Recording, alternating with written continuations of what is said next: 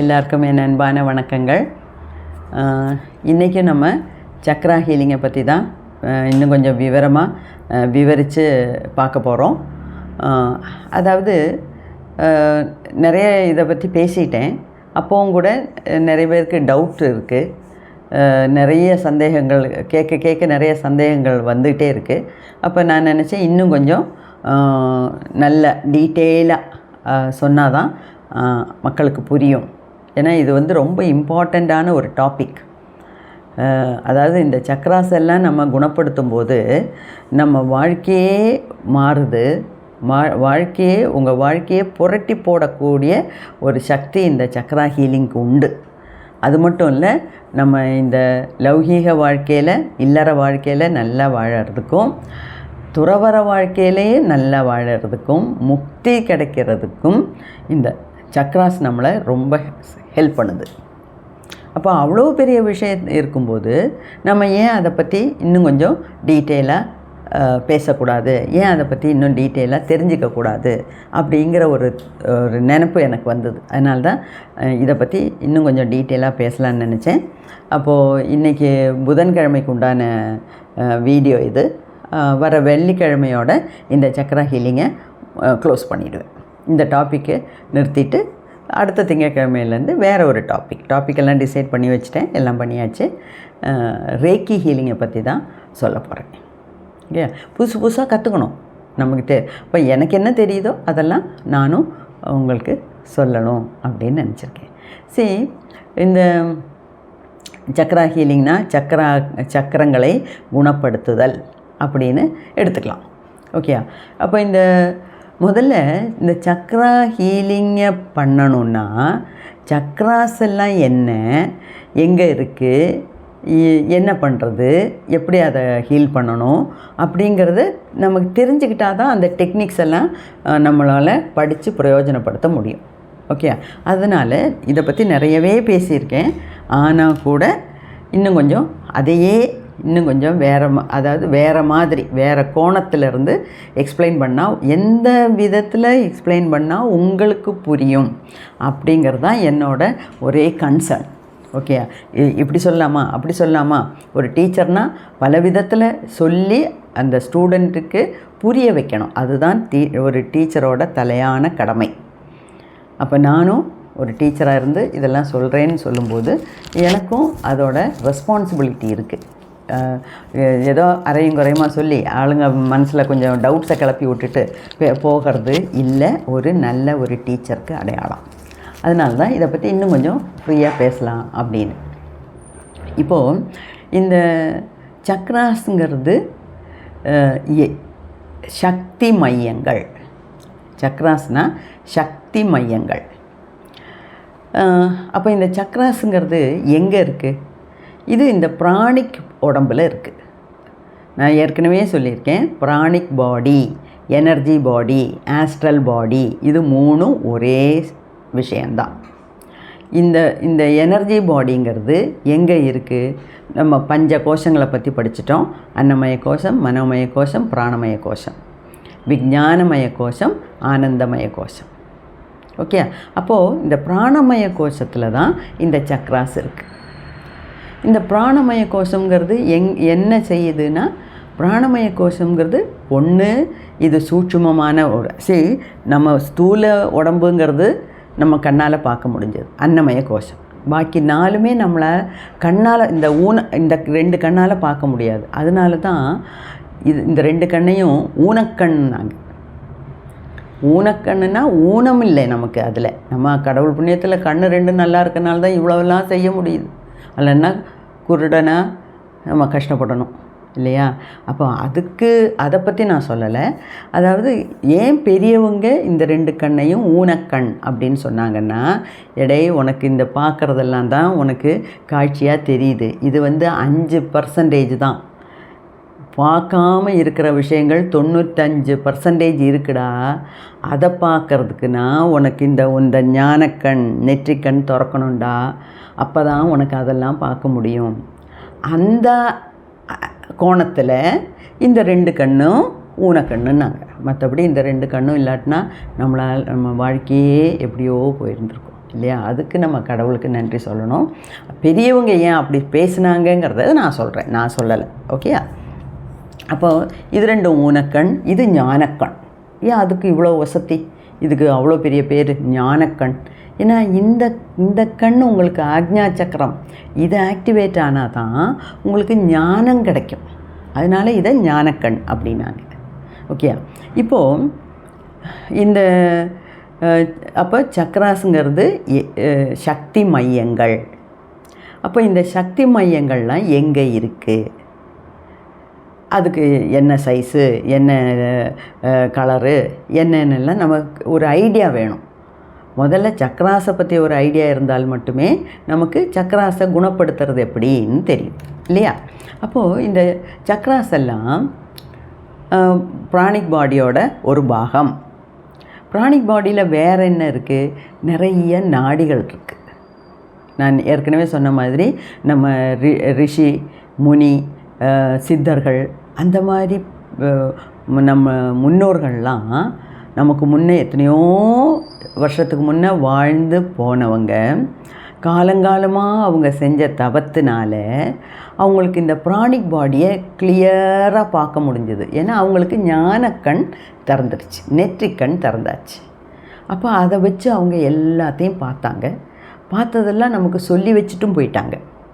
அதில் அவங்க என்ன சொல்கிறாங்கன்னா, நம்ம பிராணிக் பாடிங்கிறது ஒரு பஞ்சாலான ஒரு லைட், ஒரு பஞ்சு வச்சு ஒரு பொம்மை பண்ணிங்கன்னா அதை பஞ்சு அடைச்சி வைக்கக்கூடாது, ரொம்ப மெலிசாக. அதை வேற ஒன்றும் இல்லை, பஞ்சு கூட சொல்லாது. மேகங்கள் இப்படியே ஆகாசத்தில் போகுதில்ல, சில சமயம் இப்படியே நின்று பார்த்தா என்ன அழகு, அப்படியே பஞ்சு மாதிரி இல்லை லைட்டாக அப்படியே காற்றுல போகுது, இல்லையா? அதுதான் கரெக்டாக சொல்லப்போனால் நம்ம பிராணிக் பாடிக்கு ஈக்குவல்னால் என்ன, அதே மாதிரி உவமையாக சொல்லலாம். அதாவது நல்ல வெள்ளை கலரில் இப்போ அப்படியே காற்றுல பறந்துட்டு இருக்க மேகக்கூட்டங்கள் மாதிரி இருக்கிறது தான் நம்ம பிராணிக் பாடி. அதனால தான் நமக்கு கண்ணுக்கு தெரிய மாட்டேங்குது. அந்த பிராணிக் பாடியில் சித்தர்கள் என்ன சொல்லி வச்சுட்டு போனாங்கன்னா, 72 கோடியே 72 லட்சம் சின்ன சின்ன டியூப்ஸ் இருக்குமா, அதுக்கு பேர் தான் நாடிகள் அப்படின்னாங்க. நீங்கள் 72 கோடி 72 லட்சம்லாம் சொன்னால் எங்கள் தலையில் எல்லாம் புரியாதுப்பா அப்படின்னு சொன்னதுக்கு தான் அவங்க என்ன நினச்சாங்க, சரி உனக்கு புரிகிற அளவுக்கு நான் சொல்லித்தரேன் அப்படின்னு சொல்லி சித்தர்கள் முக்கால்வாசி இடத்துல 72,000 நாடிகள் அப்படின்னு சொல்லி வச்சாங்க. 72,000 நாடிகள் இருக்குது அப்படின்னு. நாடின்னு சொல்லிகிட்டே இருக்கீங்க. நாடினா என்ன? நாடினா நம்ம வாட்டர் பைப் இருக்குல்ல, அந்த மாதிரி சின்ன சின்ன டியூப், சின்ன சின்ன டியூப்ஸ். சரி, வாட்டர் பைப்புக்குள்ளே, இந்த வாட்டர் பைப்பில் தண்ணி ஓடுது, தண்ணி குழாயில் தண்ணி ஓடுது. இந்த நாடிகளுக்குள்ளே அப்போ என்ன ஓடுது? எனர்ஜி ஓடுது. திருப்பி எனர்ஜின்னு இங்கிலீஷில் பேசாதீங்க. தமிழுக்குள்ள என்ன பேர் அப்படின்னு கேட்டிங்கன்னா, அதுக்கு பேர் தான் பிராணன். நம்ம பிராணசக்தி, உயிர் சக்தி, அதுதான் ஓடுது. ஓகேயா? ஸோ இந்த 72,000 நாடிகளிலையும் எனர்ஜி மேலேயும் கீழேயும் முன்னையும் பின்னையும் இப்படி ஓடிக்கிட்டே இருக்கு. அந்த பிராணன் உடம்பு பூரா நம்மள்கிட்ட ஓடிட்டுருக்கனால தான் நம்ம உடம்பாக இருக்குது, ஹெல்த்தியாக இருக்குது, நார்மலாக இருக்குது. சரி, நாடிகள்னால் புரிஞ்சு போச்சு. அப்போது இந்த சக்கரங்கள் எப்படி எங்க? அதாவது சரியாக சொல்லப்போனால் 114 சக்கரங்கள் இருக்குது. அதாவது சக்கரம்னா என்னன்னு இப்போ தெரிஞ்சிருச்சுல்ல. அதாவது சக்தி மையங்கள். அந்த சக்தி மையத்துக்கு இன்னொரு சின்ன உதாரணம் சொல்கிறேன். இப்போ சூரிய வெளிச்சம் எல்லா இடத்துலையும் பகலில் பரவி இருக்குது. நம்ம சூரிய வெளிச்சத்தில் ஒரு பேப்பரை கொண்டு காமிச்சோம்னா அது எரியுமா? எரியாது. வெறுமனே சூரிய வெளிச்சத்தில் எவ்வளோ நேரம் போட்டிருந்தா கூட அந்த பேப்பர் எரியாது. அதே சமயத்தில் ஒரு லென்ஸை எடுத்துடுவாங்க. லென்ஸை வச்சு இந்த சூரிய வெளிச்சத்தில் இப்படி காமிச்சிங்கன்னா, அதுக்கு அடியில் பேப்பரை வச்சிங்கன்னா அந்த பேப்பர் எரியும். தீப்பெட்டி வேண்டாம், நெருப்பு வேண்டாம், பேப்பரை கொளுத்த வேண்டாம். அது தானாக எரியும், தீப்பிடிச்சு எரியும். எப்படி? எல்லா இடத்துலையும் பரவி இருக்க சூரிய வெளிச்சத்தை அந்த சின்ன லென்ஸு வச்சு ஒரு இடத்துல குவிக்கிறோம். அந்த குவிக்கிற இடத்துல பேப்பரை வச்சிங்கன்னா பேப்பர் எரியுது. ஏன்னா அந்த எனர்ஜி அவ்வளோ தூரம் அதில் கான்சன்ட்ரேட்டடாக இருக்குது. அந்த மாதிரி உள்ள எனர்ஜி சென்டர்ஸுக்கு தான் சக்ராஸ் அப்படின்னு பேர். அப்போ இது சக்கராங்கிறது ஆக்சுவலாக சான்ஸ்கிரிட் வார்த்தை. சம்ஸ்கிருதத்தில் சக்ராஸ்ன்னு அதுக்கு பேர் வச்சாங்க. நம்மளும் தமிழில் சக்கரம்ங்கிறோம். சக்கரம்னா என்ன? வீல், வண்டி சக்கரம். எல்லாத்துக்கும் சக்கரம் இருக்குது. சக்கரத்தை ஓடுறதுனால தான் வண்டி ஓடுது, அவ்வளோதான். அப்போது இந்த எனர்ஜி மையங்கள் எங்கே இருக்குது? அடுத்த கொஸ்டின். இந்த எனர்ஜி மையங்கள்லாம் நாடிகள் மேலே தான் இருக்குது. அதாவது இது மேலே கீழே சைடுலன்னுலாம் நம்ம உருவப்படுத்தக்கூடாது. அதாவது ஒரு இடத்துல கொஞ்சம் எனர்ஜி குவிஞ்சிருக்கு. அந்த மாதிரி 114 சக்ராஸ் இருக்குது. அதில் 4 சக்ராஸ் யாருக்கும் ஒர்க் ஆகலை. அப்போ 110 சக்ராஸு. அந்த 110ல் 2 நம்ம உடம்புக்கு வெளியே இருக்குது. ஒன்று தலைக்கு வெளியே, இன்னொன்று காலுக்கு கீழே. அப்போ மொத்தம் எவ்வளோ இருக்குது? 108 இருக்குது. அது ரைட் சைடு ஒரு 54, லெஃப்ட் சைடு ஒரு 54 அப்படிங்கிற கணக்கில் தான் போகுது. ஓகே. இப்போது இதில் இந்த 108 சக்ராஸையும் நம்ம க்ளீன் பண்ண முடியுமா? முடியாது. அதோட தேவையும் இல்லை. ஏன்னா நம்ம நாடியில் ஒரு 7 மேஜர் சக்ராஸ்ன்னு கண்டுபிடிச்சி வச்சுருக்காங்க. அந்த 7 மேஜர் சக்ராஸை நம்ம க்ளீன் பண்ணாலே போகிறோம். பாக்கியெல்லாம் தானாக க்ளீன். அதாவது மெயின் பைப்பில் அடப்பை மாற்றினீங்கன்னா சின்ன சின்ன இருக்க பைப்பில் இருக்க அடப்பெல்லாம் அடித்து தள்ளிட்டு போயிடும் இல்லையா? அந்த மாதிரி தான் இந்த டெக்னிக். புரியுதா? அப்போது இந்த 7 மேஜர் சக்ராஸ், முக்கியமான 7 சக்ராஸ் எங்கே இருக்குது அப்படின்னு கேட்டிங்கன்னா அது நம்ம சுஷும்னா நாடியில் இருக்குது. என்ன மேடம், அப்போ சுஷும்னாவை பற்றி நீங்கள் சொல்லவே இல்லையே? சொல்கிறேன். அதாவது இந்த 72,000 நாடிகளில் 3 நாடிகள் ரொம்ப முக்கியமானதுன்னு நம்ம சித்தர்கள் நமக்கு சொல்லி வச்சுட்டு போயிட்டாங்க. அந்த 3லேயும் ஒன்று ரொம்ப முக்கியம். அதுதான் சுஷும்னா நாடி, சுழுமுனை அப்படிங்கிறாங்க. அந்த சுழுமுனை நாடி எங்கேருந்து எங்கே வரைக்கும் ஓடுதுன்னா நம்ம உச்சந்தலையிலேருந்து கீழே ஆசனவாய் பக்கத்தில் இன்னொரு சக்கரா இருக்குது. அதாவது உச்சந்தலையில் ஒரு சக்கரா இருக்குது, அதுக்கு பேர் சகசிராரம். ஆசனவாய் பக்கத்தில் அந்த முதுகெலும்பு முடிகிற இடத்துல ஒரு சக்கரம் இருக்குது, அதுக்கு பேர் மூலாதாரம். அப்போ இந்த மூலாதாரத்திலிருந்து சுஷும்னா வரைக்கும் ஓடுற ஒரு டியூபு, அதுக்கு பேர் தான் சுழுமுனை, சுஷும்னா நாடி. சுழுமுனைக்கு பக்கத்தில் வலது சைடு ஒரு முக்கியமான ஒரு நாடி இருக்குது, அது பிங்களா. இடது சைடு ஒரு நாடி இருக்குது, அதுக்கு பேர் ஈடா. அப்போது இந்த 3 நாடியும் தான் ரொம்ப ரொம்ப முக்கியமானது. எல்லா நாடிஸும் முக்கியம்தான், அதில் 3 ரொம்ப முக்கியம். அந்த 3ல் கூட அந்த பெரிய நாடி சென்ட்ரலில் இருக்குல்ல சுழுமுனை, அந்த சுழுமுனையில் 7 இடங்களில் எனர்ஜி ஜாஸ்தியாக குவிஞ்சிருக்கு. அந்த 7 எனர்ஜி குவிஞ்ச மையங்களை நம்ம எனர்ஜி சென்டர்ஸ் அப்படிங்கிறோம். அப்போ இந்த எனர்ஜி சென்டர்ஸை தான் சான்ஸ்கிரிட்டில் சக்கராங்கிறோம். ஓகே. அப்போ என்னென்ன எனர்ஜி சென்டர்ஸ்? முக்கால்வாசி பேருக்கு இந்த பேரெல்லாம் தெரிஞ்சிருக்கும். அதாவது மூலாதாரம், சுவாதிஷ்டானம், மணிபூரகம், அநாகதம், விசுத்தி, ஆக்ஞா, சகசிராரம். இந்த 7 சென்டர்ஸில். ஓகே. இப்போது இந்த 7 சென்டர்ஸில் அதாவது இந்த சக்கரம்னா என்ன? சுற்றுறதுன்னு அர்த்தம். அப்போ இந்த சக்கரா நம்ம உடம்புல இருக்க இந்த சக்கராஸ் எல்லாம் clockwise anticlockwise சுற்றிக்கிட்டே இருக்கும். அதாவது இந்த பிரபஞ்ச சக்தி, காஸ்மிக் எனர்ஜி, யூனிவர்சல் எனர்ஜி, விஸ்வசக்தி அப்படிங்கிறோம்.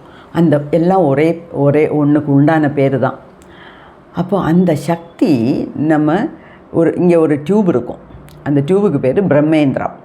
அந்த பிரம்மரந்திரம் வழியாக சகசிராரம், இங்கே 1000 இதழ் உள்ள தாமரையாக அதை வர்ணிச்சிருக்காங்க. இந்த தலை உச்சியில் இருக்க சகசிரார சக்கரத்துக்குள்ளே போய் சுழுமுனை வழியாக கீழே வரைக்கும் மூலாதாரம் வரைக்கும் போகுது. அப்போ மூலாதாரத்துலேருந்து மேலேருந்து கீழே இப்படி எனர்ஜி ஓடிக்கிட்டே இருக்குது. எனர்ஜியை எங்கேயும் ஒரு இடத்துல நிற்க வைக்க முடியாது. அது எலக்ட்ரிசிட்டி மாதிரி போயிட்டே தான் இருக்கும். ஓகே, எலக்ட்ரிசிட்டியும் ஒரு விதமான எனர்ஜி இல்லையா? அப்போது இந்த மாதிரி மேலேயும் கீழேயும் ஓடிட்டுருக்கும்போது இந்த சக்ராஸ் விஸ்வசக்தி உள்ளே வரும்போது கிளாக் வைஸில் 3 தடவை சுற்றும். ஏன்னா அதை உள்ளே வாங்குது, உறிஞ்சி எடுக்குது. அப்புறம் நம்ம உடம்பில் கழிவுகள் உண்டாகிட்டே இருக்குது. அந்த கழிவுகளை வெளியே ஏற்றணும். அதனால் அது 3 தடவை ஆன்டி கிளாக் வைஸில் சுற்றுது. ஸோ கிளாக் வைஸில் 3 தடவை, ஆன்டி கிளாக் வைஸில் 3 தடவை, இப்படி சுற்றி இருக்கிறது தான் இந்த சக்ராஸோட வேலை. ஓகே, அப்போ நல்லதை உள்ளே வலிக்குது, கெட்டதை வெளியே தள்ளுது. இதுவும் ஒரு வேலை தானே. அப்போ இந்த சக்ராஸ் இந்த மாதிரி சுற்றிட்டு இருக்கும்போது அதை ஃப்ரீயாக சுற்ற விடாமல் அதுக்குள்ளே நிறையா அடைப்புகள் இருக்குது. அப்போ என்னென்ன அடைப்புகள்? அதாவது நம்ம காலங்காலமாக ஜென்மமாக செஞ்ச நெகட்டிவ் கர்மாக்கள், நம்ம அம்மா அப்பா பண்ண கெட்ட காரியங்கள்னால் அவங்க பண்ண நெகட்டிவ் கர்மாஸு, அவங்க அம்மா அப்பா மூதாதையர்கள் எல்லாரும் பண்ணி வச்சுருக்க நெகட்டிவ் கர்மாஸு அவங்கவுங்க ஜென்மத்தில் அவங்கவுங்க அனுபவித்து தீர்த்தா கூட அதோட பதிவுகள் நம்ம டிஎன்ஏயில் பதிஞ்சிருக்கு. ஏன்னா அம்மாட்டேருந்து கொஞ்சம் டிஎன்ஏ, அப்பாட்டேருந்து கொஞ்சம் குரோமோசோம் டிஎன்ஏ வாங்கி தான் நம்ம உடம்பு இருக்குது. அப்போது அந்த பதிவுகளெல்லாம் ஒரே அடியாக மாற முடியுமா? முடியாது. அப்போ அந்த பதிவுகளை நம்ம வாங்கியிருக்கோம். நம்ம செஞ்சதே ஏகப்பட்டது இருக்குது. அது இல்லாமல் மற்றவங்களோட பதிவுகளும் வாங்கி வச்சுருக்கோம். இதெல்லாம் எங்கே பதிஞ்சிருக்குன்னா நம்ம டிஎன்ஏயில் பதிஞ்சிருக்கு. டிஎன்ஏனா ஒரு செல்லுக்குள்ளே நியூக்ளியஸ் இருக்குது, நியூக்ளியஸுக்குள்ளே குரோமோசோம் இருக்குது, குரோமோசோமுக்குள்ளே டிஎன்ஏ இருக்குது. இதெல்லாம் தெரியாட்டினா கூட விட்டுருங்க.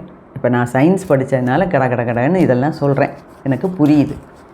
ஆனால் உங்களுக்கு மேடம் நான் சயின்ஸ் எல்லாம் படித்ததில்லை மேடம், நான் 10ஆம் கிளாஸோடு படித்தேன், அது கூட சரியாக படிக்கலை. தப்பு இல்லைங்க, மறந்துடுங்க. இந்த பேரெல்லாம் விட்டுருங்க. நான் சொல்கிற பாயிண்ட்டை ஞாபகம் வச்சுக்கோங்க. நான் சொல்கிறது என்ன பாயிண்ட்டு? இந்த டிஎன்ஏல காலங்காலமாக தலைமுறையாக ஆளுங்க நம்ம முன்னோர்கள் பண்ணின நெகட்டிவ் கர்மாஸும் நம்ம ஜென்மமாக பண்ண நெகட்டிவ் கர்மாஸும் அதுக்குள்ளே அடைஞ்சிருக்கு. அப்போது ஒரு வீல் உங்களுக்கு ஃப்ரீயாக சுற்றுறதுக்கு தடையாக இந்த அடைப்பு இருக்குது. இந்த அடைப்பு இந்த இடையில எல்லாம் அழுக்கு பிசுக்குன்னு ஒட்டிகிட்ருக்கு. ஓகே, அப்போது ஃப்ரீயாக சுற்ற முடியுமா? முடியல, ஃப்ரீ இல்லை. அதைத்தான் அடைப்பு, பிளாக் அப்படிங்கிறோம். அப்போ இந்த பிளாக் எப்படி எடுக்கலாம்? சபீனா போட்டு தேய்ச்சி கழுகுனா போகுமா? சிரஞ்சு வச்சு எடுக்க முடியுமா? ஒன்றும் பண்ண முடியாது. ஏன்னா பிராணிக் பாடியே நமக்கு கண்ணிக்க தெரியல.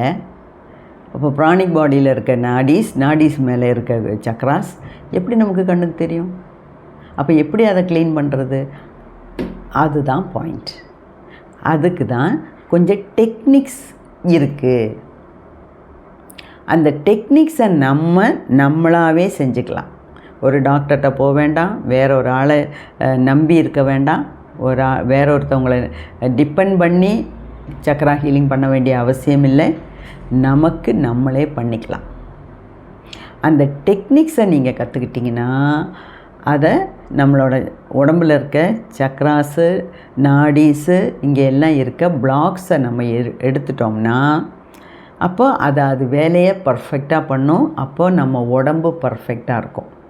அப்போது ஃபிசிக்கல் ஹெல்த்து நல்லாயிருக்கும், மென்டல் ஹெல்த்து நல்லாயிருக்கும், அப்போ ரிலேஷன்ஷிப்பு நல்லாயிருக்கும்,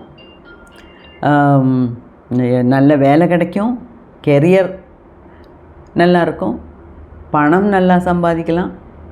இதெல்லாம் இருந்துட்டால் அதுக்கப்புறம் என்ன, நம்ம தான் ராஜா இல்லையா?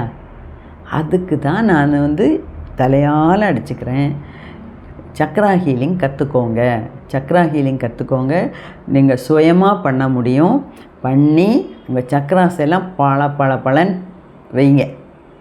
அப்போது உங்கள் வாழ்க்கையும் பலன்னு மின்னும். அவ்வளோதான், வேறு ஒன்றும் இல்லை. இதுக்கு மேலே ஒன்றும் சொல்கிறதுக்கு இல்லை. ஓகேயா? ஸோ இப்போ சக்ரா ஹீலிங் இவ்வளோ நிறைய நாள் உங்கள்கிட்ட பேசிட்டேன். சக்ரா ஹீலிங் கிளாஸ் நடத்த ஆரம்பிச்சிட்டேன். போன சனி ஞாயிறு கிளாஸ் நடந்தது. அடுத்த சனி ஞாயிறும் இருக்குது. இது இடையில சேர்றது அவ்வளோ சரியான விஷயம் இல்லை. ஏன்னா இதுக்குண்டான முன்னுரை முகவுரை எல்லாம் ஃபஸ்ட்டு நாள் கொடுத்தேன். செகண்ட் நாளும் நிறைய கற்றுக்கிட்டோம். பாக்கி தொடர்ச்சியாக அடுத்த சனிக்கிழமை ஞாயிற்றுக்கிழமை கிளாஸ் இருக்குது. இனிமேல் அடுத்த கிளாஸ் எப்போ வைக்க போகிறீங்க மேடம் அப்படின்னு கேட்டிங்கன்னா அது எனக்கே தெரியாது. ஏன்னா நிறைய விஷயங்கள் கேலண்டரில் பிளாக் பண்ணி வச்சுருக்கேன். திருப்பியும் இந்த மாதிரி 4 நாள் சக்ரா ஹீலிங்கை பற்றின பேசிக் கிளாஸு எப்போ எடுப்பேன்னு எனக்கு அவ்வளோ சரியாக தெரியல. ஏன்னா அது பிளானில் இன்னும் வரல. ஏன்னா முடிக்க வேண்டிய விஷயங்கள் நிறையா இருக்குது.